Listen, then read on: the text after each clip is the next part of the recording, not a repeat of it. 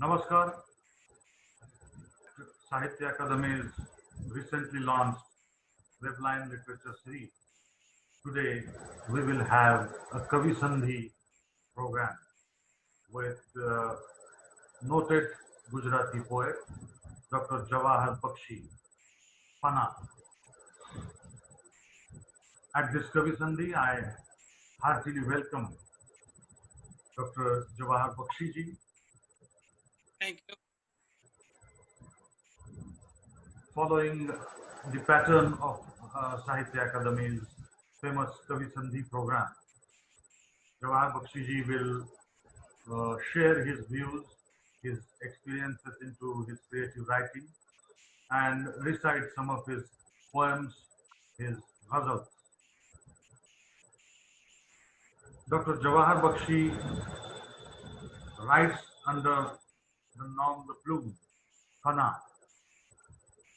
He is an eminent Gujarati poet and considered to be a pioneer in modern romantic mysticism and poetry with spiritual experience. He is also known for his fusion of ghazals with native forms of poetry, such as Doha, Kundali, Geet, Bhajan, Akhyan, etc.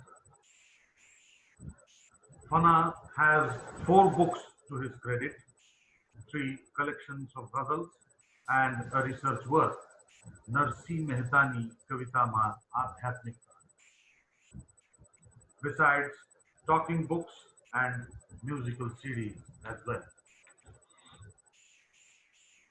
For his literary contribution, he has received so far Maharashtra State Gujarati Sahitya Akademi Jeevan Gaurav Award, Gujarat Gujarati Sahitya Parishad Award, Gujarat Sahitya Academy Award, Narmad Gold Medal, Kalapi Award, Kavishwar Dalpatram Award, Girnar Lifetime Achievement Award, and many others. He taught yoga around the world with His Highness Maharshi Mahesh Yogi in, I think it was for 10 years, 1976 to 1986. Yet again, I heartily welcome Panaji on behalf of Sahitya Akademi to this Kavi Sandhi program and thank him for accepting to participate in Sahitya Akademi's Kavi Sandhi. Welcome, Panaji. Heartily welcome to the program. Thank you, Krishnaji, and everybody at the Delhi Sahitya Academy. નમસ્તે વિશ્વભરના ગુજરાતી ભાષાના રસિક મિત્રો. કવિતા આપ જાણો છો એમ ચેતનાની કળા છે અને મેં શુદ્ધ કવિતાનો આગ્રહ રાખ્યો છે. નાનપણથી મમ્મટ ને આનંદવર્ધન જેવા સંસ્કૃત આચાર્યોથી લઈને રોલા બાર્થ, માલાર વગેરેની અને ફૂકો ને એ બધાની વિચારધારાઓ, તે ઉપરાંત મેં જે ગઝલ સ્વરૂપ જે પસંદ કર્યું છે એમાં એની પોતાની વિશેષ એની લાક્ષણિકતા હોય છે. જેમ ભારતનાટ્યમને આપણે ડિસ્કો ડાન્સ સાથે ક્યારે પણ સરખાવી ન શકીએ એમ ગઝલની એક વિશેષ એક એનું આભિજાત્ય છે, એક એનું એક સ્વરૂપ અને વસ્તુ વિષયગત એની એક એનું સૌંદર્ય છે. એમાં ઇબારત એટલે કે પદાવલી, વાત મૂકવાની રીત, પદાવલીનો વિન્યાસ, ઇશારત એટલે પ્રતીકો, સંકેતો, મેટાફર્સ, અને એ ઉપરાંત અદા, અંદાજે બયા, એની જે અભિવ્યક્તિની જે એક વિશેષ છટા છે તે ઉપરાંત હુસ્ને ખ્યાલ એટલે કે કલ્પનાનું કે વિચારોનું સૌંદર્ય. અમે જ્યારે 1959-60 થી લખવાનું શરૂ કરેલું ત્યારે ગુજરાતી ગઝલમાં ચમન, બુલબુલ, જામ, સુરા, બુલબુલ, ત્યારે અમને એમ લાગ્યું કે આ ગુજરાતીની સાચી ગુજરાતી કવિતા નથી. એટલે જે ગઝલની ભાષા છે એ અમે બદલી અને આખી જે ઉર્દુ ભરમાર હતી એને અમે ત્યજી દીધી. ઉર્દુ ગઝલનો આપણી પર બહુ મોટો ઉપકાર છે. ગઝલ છે એ વૈદિક અને ઇસ્લામિક સંસ્કૃતિનું એક સંગમ અને બહુ સુંદર મિલન પોઈન્ટ છે, અને એ આખી સંસ્કૃતિ એમાં એકરૂપ થઈ જાય છે. સૂફીઓ અને વેદાંતીઓ અને યોગીઓ અને બધા વચ્ચે ઘણું સામ્ય છે, પણ આજે વાત નહીં કરીએ. તો જે ગઝલનું સ્વરૂપ છે એમાં મેં જોયું કે લાઘવ, તમારે જે વાત સોનેટના 14 પંક્તિમાં કહેવાની છે, ગઝલના શેરના 2 પંક્તિમાં કહેવાની છે. બીજું કે એની મને એક જડતા ખૂંચતી હતી. રદીફ કાફિયા એટલે પ્રાસાનું પ્રાસનું જે બંધન હતું એના એક ખાલી વિશેષ અમુક જ છંદોમાં લખવાનું. તો એ બધાનો વિસ્તાર મેં કૃષ્ણા સાહેબે કહ્યું એ પ્રમાણે દોહા, ભજન, ગઝલ, ગીત, ગરબા, આખ્યાન વગેરે સ્વરૂપો સાથે એનું ફ્યુઝન કરી અને એની સીમા વધારી. એ ઉપરાંત મેં સ્વરૂપ લીલાના પ્રોગ્રામ એનો એક ઘણા બધા પ્રયોગો કર્યા કે જેમાં એક લાઈન બીજી લાઈનમાં ઇન્ટરવિન થાય.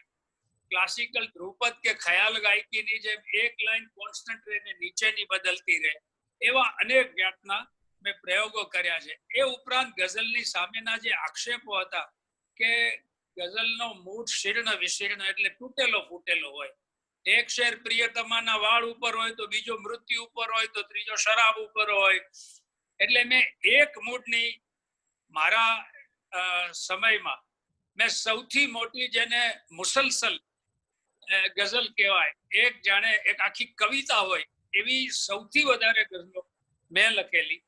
અને એ ઉપરાંત અષ્ટનાયિકા ગઝલો, એક પાત્રની ગઝલો, એક રદીફની અનેક ગઝલો, એક કાફિયાની અનેક ગઝલો, અને ખાસ તો મારી જે પત્ની છે અત્યારે દક્ષા, એ 1970માં પ્રિયતમા હતી ને ઇંગ્લેન્ડ ભણવા ગઈ, ત્યારે એના જવા પહેલાની વિરહની ગઝલો, જતી વખતની ગઝલો, ગયા પછીની વિરહની, એના પછી થોડા 15 દિવસ પછીની, એના પછી મહિનાની, એવી આખી 10 વિરહ યોગની એક આખો સંપુટ કરેલો, જે પણ ગુજરાતી વિશ્વમાં કોઈ પણ ભાષામાં, સ્પેનિશ, હિબ્રુ, ઇંગ્લિશ, હિન્દી, ગુજરાતી, મરાઠીમાં આ એક વિલક્ષણ, આ બધા 73-4 સુધીમાં જ મેં કરી નાખેલા.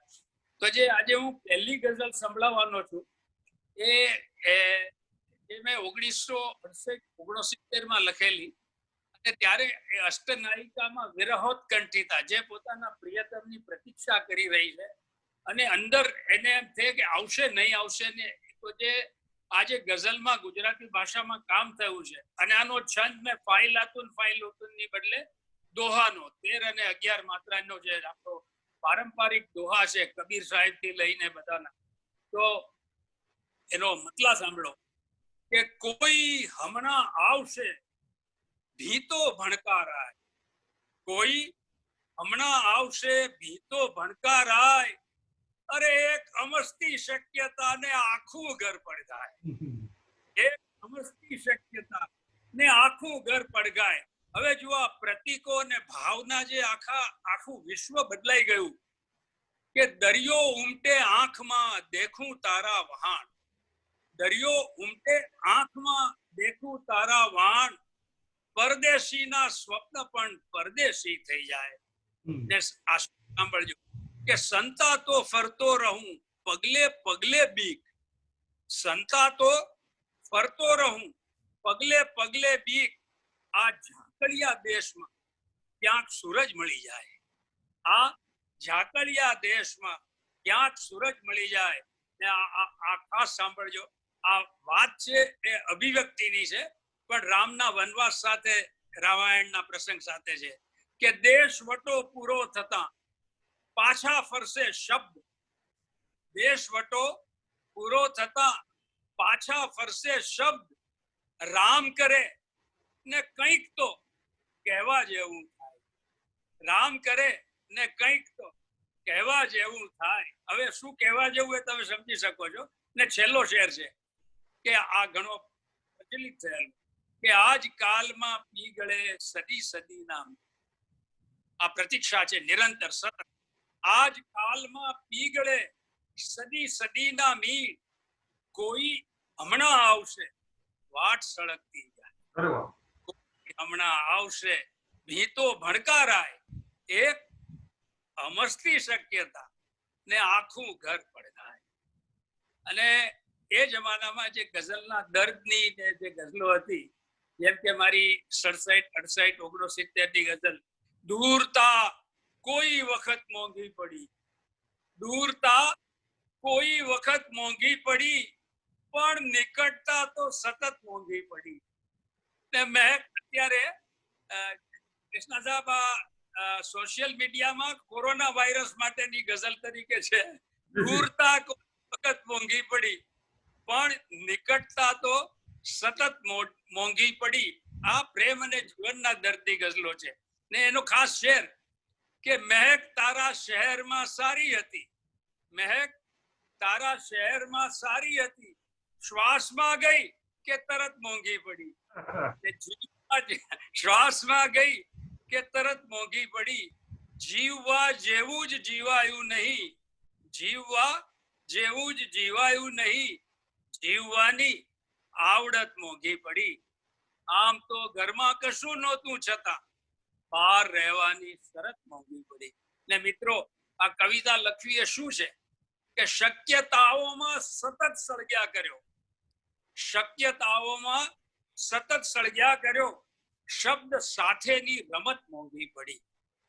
તો આ જે ગઝલો હતી એમાં 70, 71 માં ગરીબી હટાવ ને એવા બધા જે પહેલા થયા, ત્યારે મને એક આક્રોશ થયો કે આ રાજકારણીઓ છે એ ખરેખર ત્યારે ઓલરેડી 24 વર્ષ તો થઈ ગયા હતા આઝાદીને, કોઈ એમાં ગરીબી કોઈ સિન્સિયર પણ નહોતું હટાવવા માટે.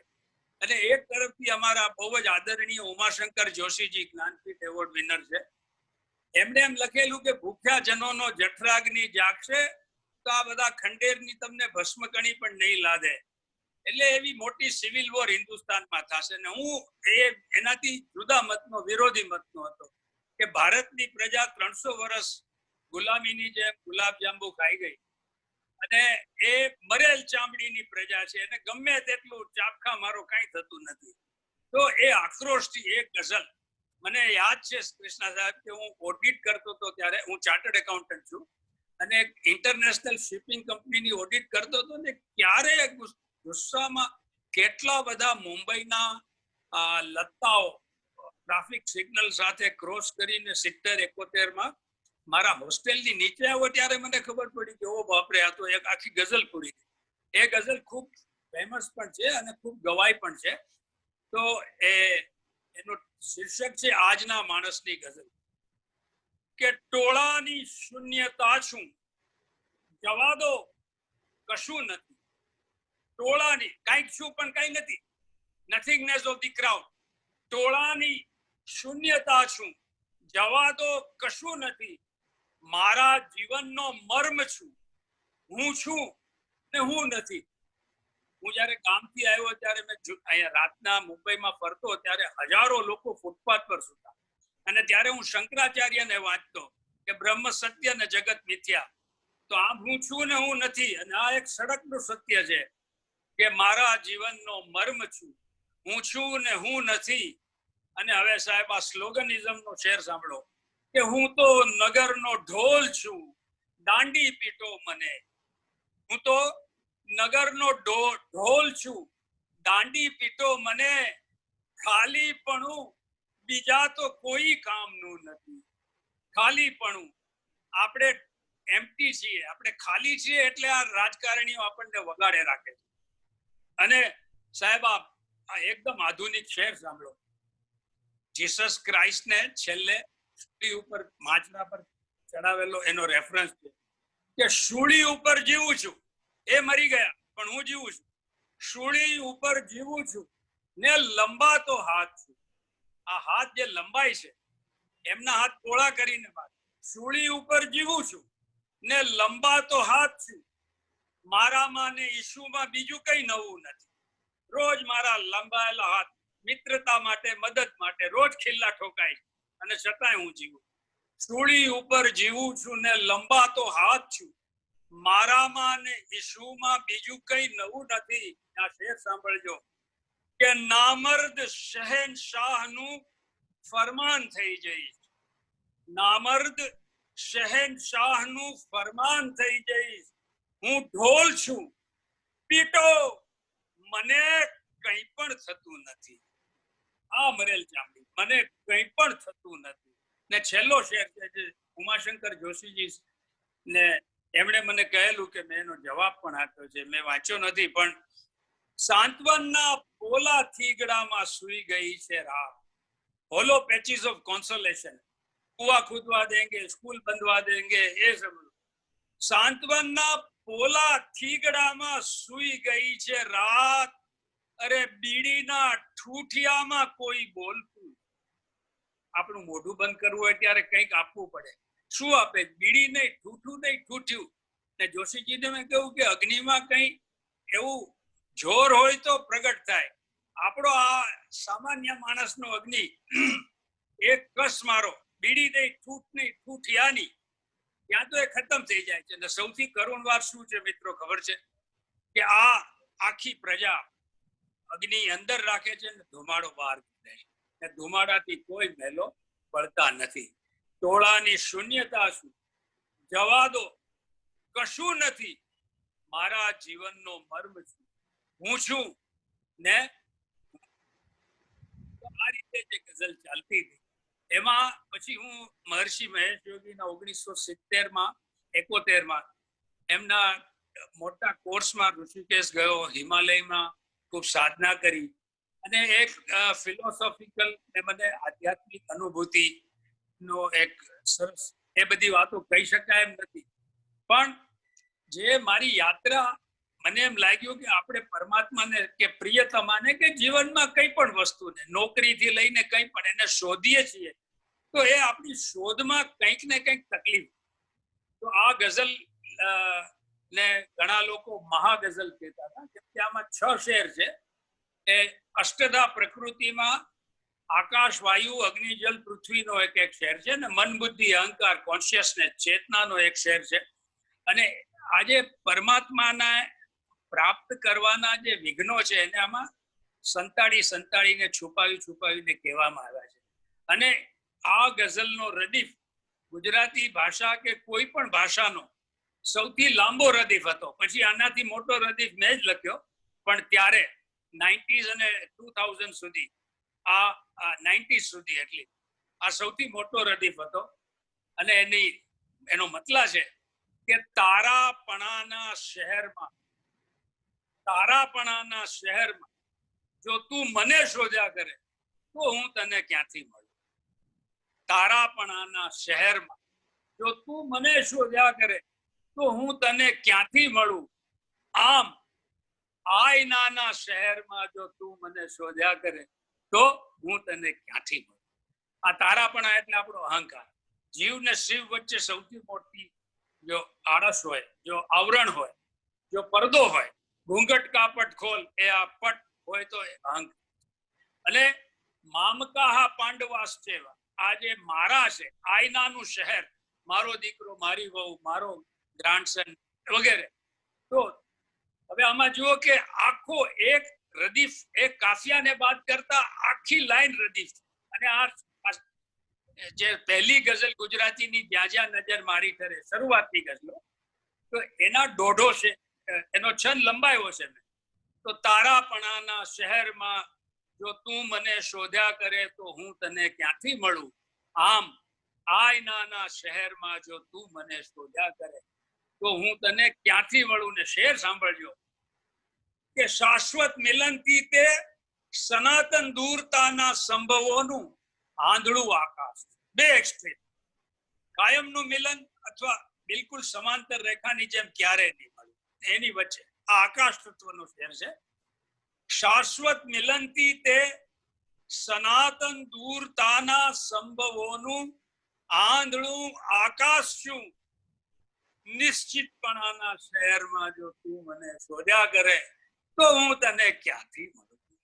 108 માળા કરવાથી મળે એની કોઈ ગેરંટી.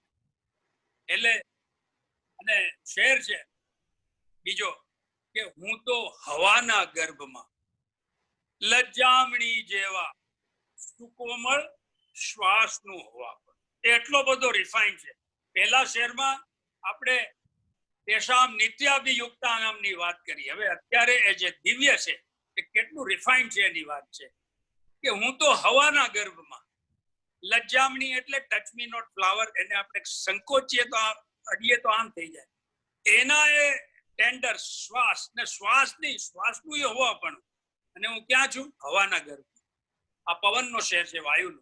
હું તો હવાના ગર્ભમાં લજ્જામણી જેવા સુકોમળ શ્વાસનું હોવાપણું નખટેરવાના શહેરમાં જો તું મને શોધ્યા કરે તો હું તને ક્યાંથી? આ સ્મેશ એન્ડ ગ્રેપ જે કલ્ચર છે આપણું ભૌતિક. અને હવે અગ્નિ તત્વનો શેર છે કે ભાંગ્યો તૂટ્યો અક્ષર છું, સૌ સંકેતના ચહેરા ઉપર હું ઝીણું ઝીણું જળજળું. જળજળું એટલે ઝગમગ, જળજળવું એટલે કવિના આંસુ. તો અહીંયા અક્ષર એ કવિનો અક્ષર છે, અને એટ ધી સેમ ટાઈમ અક્ષર પુરુષોત્તમ જે પરબ્રહ્મ છે. આપણે ત્યાં બિગ બેંગ થિયરી છે કે જ્યારે નિર્ગુણ નિરાકાર અક્ષર બ્રહ્મ ઓમ નો સ્ફોટ થાય છે ત્યારે આખું શબ્દ બ્રહ્મ, આ જે આપણું ભૌતિક જગત છે તે થાય છે. તો ભાંગ્યો તૂટ્યો અક્ષર છું, સૌ સંકેતના ચહેરા ઉપર હું ઝીણું ઝીણું જળજળું. શબ્દાંધતાના શહેરમાં જો તું મને શોધ્યા કરે તો હું તને ક્યાંથી? જો આમાં નખટેરવા એ મેં કોઈન કરેલો શબ્દ. શબ્દાંધતા, શબ્દથી અંત એટલે પંડિત પણ, અને જેને કોઈ દી શબ્દ તત્વ ખોલ્યું નથી. કબીર સાહેબનું શબ્દ કા અંતરા. તો ભાંગ્યો તૂટ્યો અક્ષર શું, સૌ સંકેતના ચહેરા ઉપર હું ઝીણું ઝીણું જળજળું. શબ્દાંધતાના શહેરમાં જો તું મને શોધ્યા કરે તો હું તને ક્યાંથી મળું? ને સાહેબ આ જળ તત્વનો શેર આ ખૂબ જ પ્રખ્યાત શેર છે ગુજરાતી ભાષામાં કે જળ છું, બરફ છું, ભેજ છું, ઝાકળ છું, વાદળ છું, સતત મૃગજળ સુધી ભીનો જ છું.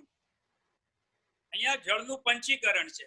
લિક્વિડ તો લિક્વિડ છે કે જે પૃથ્વી તત્વનું જળ કયું તો કે બરફ, અગ્નિ તત્વનું જળ કયું તો કે છે ઝાકળ,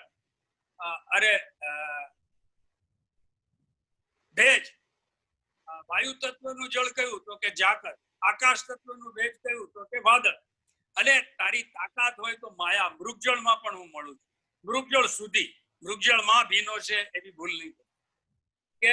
અને હવે તમે જોજો કે આટલું બધું છે પણ છતાંય કેમ નથી મળતા? કે જળ છું, બરફ છું, ભેજ છું, ઝાકળ છું, વાદળ છું, સતત મૃગજળ સુધી ભીનો જ છું. તરસ્યા વિનાના શહેરમાં જો તું મને શોધ્યા કરે તો હું તને ક્યાંથી મળું?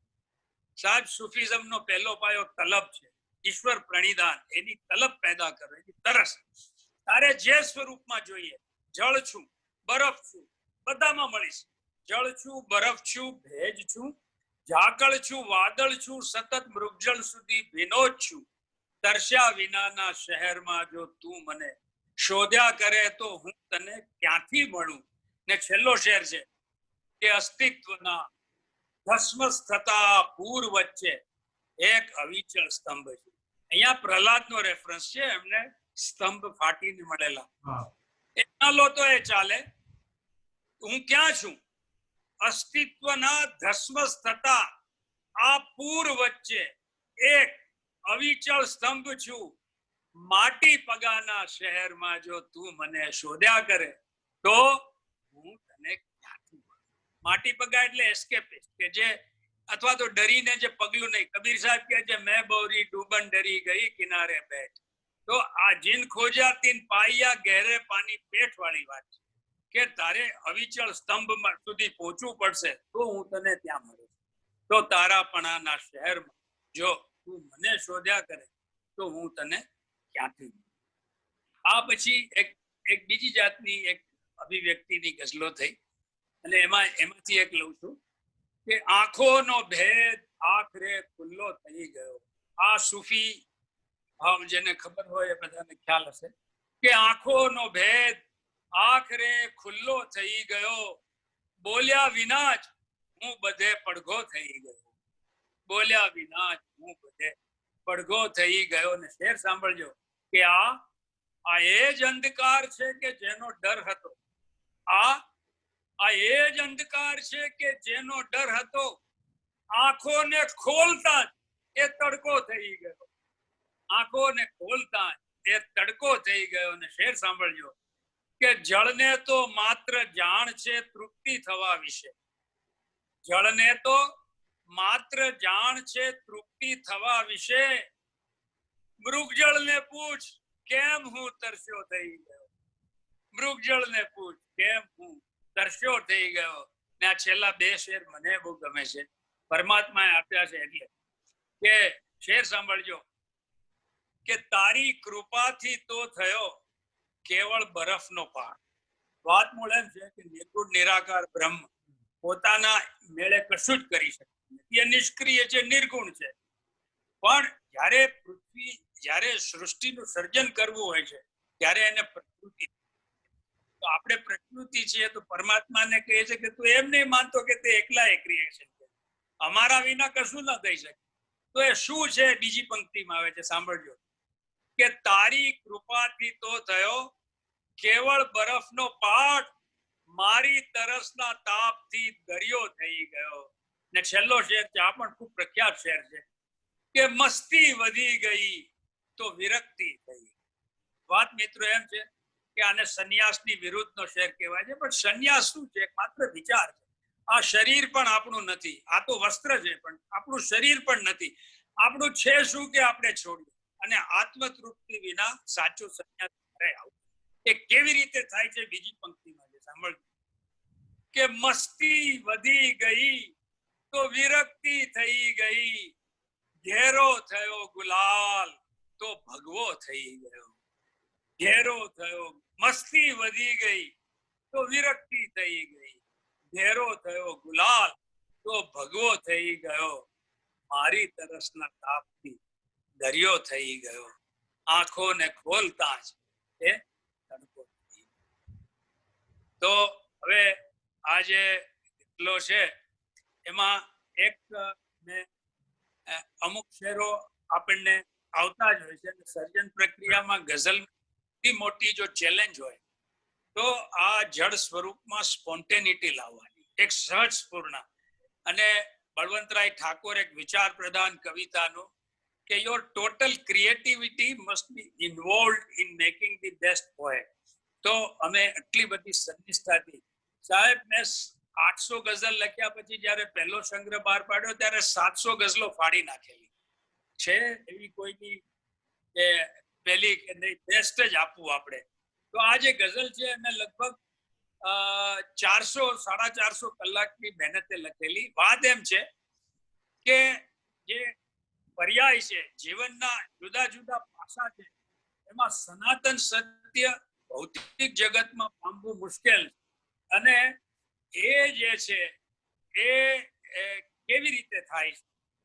દ્રષ્ટા, દ્રશ્ય, જીવ, જગત, માયા, આ બધાની પશ્ચિમની ફિલોસોફી, પૂર્વની ફિલોસોફી, વૈદિક ફિલોસોફી, બૌદ્ધિક ફિલોસોફી છે. અને જૈનની અંદર એક અનેકાંત વાત છે કે જેમાં એક સત્યના અનેક પરિમાણો જોયા પછી એનું સાચું સત્ય નક્કી થઈ શકે. તો આ નરસિંહ મહેતા, ગુજરાતી ભાષાના જે આદિ કવિ ને મારા 18 પેઢી પહેલા જે પૂર્વજ હતા, એ જેની ઉપર મેં પીએચડી કર્યું છે, એનો એક પંક્તિ છે કે જાગીને જોઉં તો જગત દિશે નહીં. તો આ એના જે રેમિફિકેશન છે, એના પડઘાઓ છે, એ આમાં 5 શેર છે કે વિસ્મય ભર્યું વહેલી પરોઢે ઉગડ્યું તે કોણ? મીઠી ઊંઘ કે પાપણ કે હું? ને જાગ્યા પછી પણ स्वप्न तो स्वप्न ज રહ્યું. ऐसा क्या हो गया? ख्वाब और रियलिटी साथ में है. स्वप्न ने जागृति બે સાથે. જાગ્યા પછી પણ સ્વપ્ન તો સ્વપ્ન જ રહ્યું. એવું શું જાગ્યું? સત્ય કે સમજણ કે હું? વિસ્મય ભર્યું વહેલી પરોઢે ઉગડ્યું તે કોણ? મીઠી ઊંઘ કે પાપણ કે હું? ને જાગ્યા પછી પણ સ્વપ્ન તો સ્વપ્ન જ રહ્યું. એવું શું જાગ્યું? સત્ય કે સમજણ કે હું? આની શોધ થાય છે આગળ, કે ઊંડે સુધી થઈ શોધ. રાત્રિ ને દિવસ તો હાથ લાગ્યા તડકો, રેતી ને તરસ. ઊંડે સુધી થઈ શોધ, રાત્રિ ને દિવસ તો હાથ લાગ્યા તડકો, રેતી ને તરસ. નિર્ણય કરી દે તું જ બસ, કે મૃગજળોના મૂળમાં છે કોણ? સૂરજ, રણ કે હું? મૂળ વાત એ છે કે મૃગજળ ને કોઈ મૂળ હોય, જેને પ્રતિભાષિક રિયાલિટી કહેવાય છે, માયા. એનું કોઈ મૂળ છે ખરું? ઊંડે સુધી મૂળમાં જવું છે, એટલે ઊંડે સુધી. રાત્રિ પ્રકાશ અને અંધકારમાં એની શોધ થઈ તો ખબર પડી કે રાતના મૃગજળ દેખાતું નથી, નદી કાંઠે દેખાતું નથી, રણમાં દેખાય છે. અને મને દેખાય છે, બીજાને કદાચ નથી દેખાય. તો ઊંડે સુધી થઈ શોધ, રાત્રિ ને દિવસ તો હાથ લાગ્યા તડકો, રેતી ને તરસ. નિર્ણય કરી દે તું જ બસ, કે મૃગજળોના મૂળમાં છે કોણ? સૂરજ, રણ કે હું? ને શેર સાંભળજો, કે ક્ષણ ક્ષણ સમય જળમાં સતત વહી જાઉં છું, પણ જ્યાં હતો હું ત્યાંનો ત્યાં રહી જાઉં છું. ક્ષણ ક્ષણ જીવન જળમાં સતત વહી જાઉં છું, પણ જ્યાં હતો હું ત્યાંનો ત્યાં રહી જાઉં છું. તો આ કોણ વહેતું જાય છે? આ કોણ વહેતું જાય છે? કાયા કે પડછાયા કે માયા કે નહીં કંઈ પણ? કે હું? આપણે જે ભારતીય સંસ્કૃતિ છે એ આત્મા અને માયા ને એની વાત. તો આ કોણ વહેતું જાય છે? પણ મોટું સત્ય એ છે કે હું, જે જાય છે પણ હું છું, અને જે ઊભો છે તે પણ હું. શેર સાંભળજો, કે પ્રત્યેક ઘર કરચોથી વેરણ શહેર છે, ને તે છતાં અકબંધ આખું શહેર. એ સાહેબ કચ્છના ધરતીકંપ ઉપર આ શહેર કોટ થયેલો. Unfortunately the reference is much bigger. ઘરે ઘર તૂટી પડ્યા છે. પ્રત્યેક ઘર કરચોથી વેરણ શહેર છે, ને તે છતાં અકબંધ આખું શહેર છે. આવું અજબ તે એક પળમાં કોણ ફૂટ્યું? બિંબ કે પ્રતિબિંબ કે દર્પણ કે હું? ને છેલ્લો શેર છે, કે અક્ષર મળ્યો તણખો, પવન લઈનો ભળ્યો. જીવન શું? હું મૃત્યુ પછી પણ રવ રવ્યો. રવ શબ્દના બે અર્થ છે. એક રવ એટલે ધ્વનિ, અવાજ પ્રગટ કરવો, is to be creative in poetry, કે કંઈ પણ સર્જકતા કરવી. અને રવ એટલે ચચરીને બળવું, વેદનાથી એકદમ આખું શરીર, if it is on fire and the pain that you experience, રવરવાટ. તો અહીંયા પણ અક્ષરના બે છે. એક કવિનો અક્ષર, કવિતાનો લય, એ મને એવો મળ્યો કે ઇવન આફ્ટર માય ડેથ, મારા મૃત્યુ પછી પણ હું એક કવિતાના સર્જનમાં રહ્યો. અને બીજો અર્થ છે કે જે અક્ષર પરસોત્તમ, એ મારું અંશ છે, એ અવિનાશી તત્વનું છે. પણ આ જીવનમાં ક્ષણભંગુરતા મળી છે. તો આ ક્ષણભંગુરતા ને અનંતતા વચ્ચે હું એવો ઘસાયો કે જીવન શું? હું મૃત્યુ પછી પણ રવ રહ્યો. તો છેલ્લો શેર સાંભળો, કે અક્ષર મળ્યો તણખો, પવન લઈનો ભળ્યો. જીવન શું? હું મૃત્યુ પછી પણ રવ રહ્યો. તો આમ આ ઠંડુ પડ્યું તે કોણ? તો આમ આ ઠંડુ પડ્યું તે કોણ? ધૂણી, રાખ કે અંગાર કે ઈંધણ કે હું? જાગ્યા પછી સ્વપ્ન તો સ્વપ્ન જ રહ્યું. એવું શું છે? સત્ય કે સમજણ કે હું? વિસ્મય ભર્યું વહેલી પરોઢે ઉભર્યું તે કોણ? મીઠી ઊંઘ કે પાપણ કે હું? એક છેલ્લી ગઝલ લઉં છું. આ યોગી સૂફી અવધૂતની એક મસ્તીની ગઝલ છે. અને આખી ગઝલમાં મેં ખાલી it has taken 2 minutes, જાણે કોઈ ટોસ્ટરમાંથી ટોસ્ટ આવે. I have seen this poem. કેમ કે મને ઋષિકેશમાં જે અનુભવ થયેલો એની આખી આ એક વિસ્ફોટ છે. જાગ્રત સ્વપ્ન સુષુપ્તિની પાર જે સમાધિ ચેતના છે, એમાં કોઈ સંવેદના નથી, કોઈ ચિત્ત વૃત્તિ નિરોધ છે એ યોગ છે. અને ત્યાં તદા દ્રષ્ટુ સ્વરૂપે અવસ્થાન, ત્યાં માત્ર તમે તમારી જાતનું ભાન છે, બીજું કશું જ નથી. પણ જેમ જેમ એ સમાધિ પુષ્ટ થતી જાય છે, પાંચમી ચેતના તુર્યાતીત, જેને આપણે પરમહંસ અવસ્થા કે જીવન મુક્ત અવસ્થા કહી છે, એની ગઝલ છે. છેલ્લી ગઝલના 5 છે કે દશે દિશાઓ સ્વયં આસપાસ, આખું બ્રહ્માંડ મારી બાજુ ફરે. દશે દિશાઓ સ્વયં આસપાસ ચાલે છે, શરૂ થયો નથી તો પણ પ્રવાસ ચાલે છે. ને શેર સાંભળજો કે કશે પહોંચવાનો ક્યાં પ્રયાસ ચાલે છે. જેની આજુબાજુ આખું બ્રહ્માંડ ફરતું હોય એને ક્યાં જવાનું હોય. જેમ સંન્યાસ એ નકામી વસ્તુ છે, મંજિલ જેવું પણ કઈ નથી હોતું. આપણે આપણામાંથી જ જવાનું હોય. એક મોટી અનંતતા છે. We go from infinity to infinity. તો છતાંય why we live and why we enjoy living after that. કશે પહોંચવાનો ક્યાં પ્રયાસ ચાલે છે, અહીં ગતિ જ છે, વૈભવ વિલાસ ચાલે છે. એક નરસિંહ મહેતાની છે, ચિત્ત ચૈતન્ય વિલાસ તદ્રૂપ છે, બ્રહ્મ લટકા કરે. તો આ વિલાસ હું એવું માનું છું કે ત્યાંથી આવ્યો છે. આ ગઝલ મેં નરસિંહ મહેતાને અર્પણ કરી.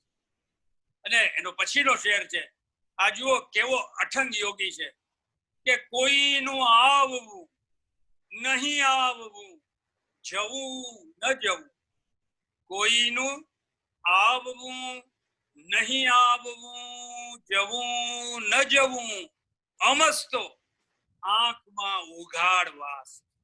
He is not affected. ને આ છેલ્લા 2 શેર મને ખૂબ ગમતા છે. આ મારી એ જે અનુભૂતિ છે, અવસ્થાના શેર છે કે દશે દિશામાં સતત એક સામથી સફર, simultaneous and constant journey into infinity.